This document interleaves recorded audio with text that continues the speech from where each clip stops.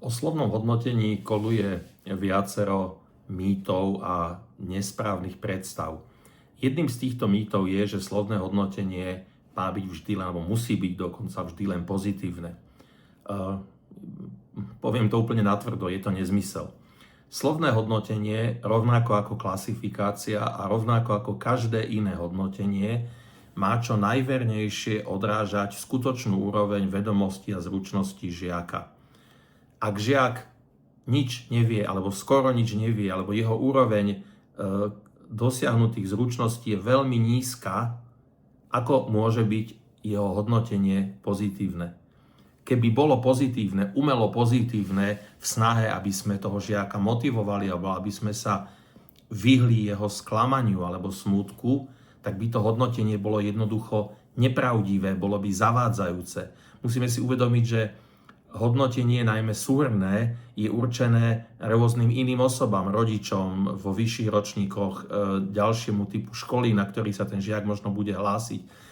A učiteľ nemá právo dávať o žiakovi zavádzajúcu informáciu. Ani rodičom, ani tomu žiakovi nakoniec a ani iným typom škôl.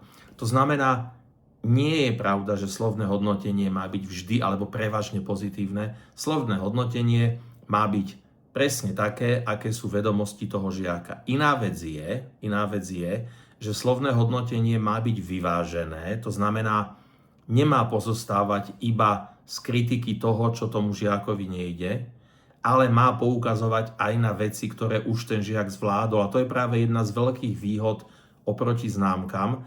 Keď raz dám žiakovi 3, tak tá 3 poukazuje na mnohé jeho nedostatky, asi má mnohé nedostatky, keď má 3 a nie 1 alebo 2, ale tá 3 nedáva priestor pochváliť veci, ktoré vie.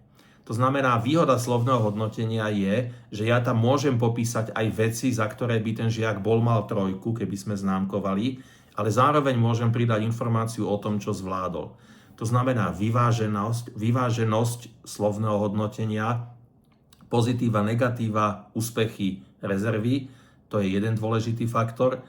A druhý dôležitý faktor je, že má byť to slovné hodnotenie inštruktívne, to znamená, ja mám dávať, ak poukážem na nedostatky, tak mám dávať aj návod, ako tie nedostatky odstrániť. A to je zase veľká výhoda oproti známke, ktorá len konštatuje istú úroveň, ale žiadny návod nedáva.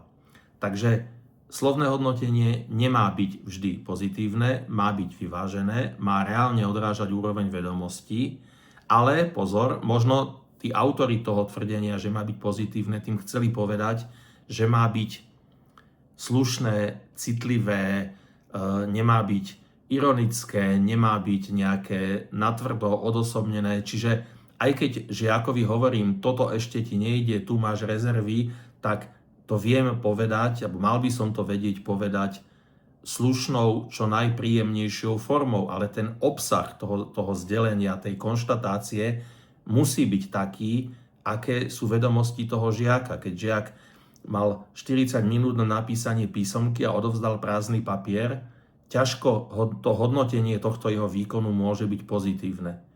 Ale určite nemá mať podobu, že už učím 20 rokov, ale s týmto som sa ešte nestretol. Alebo s tak zle pripraveným žiakom. Čiže forma má byť slušná, korektná, príjemná, ale realistická.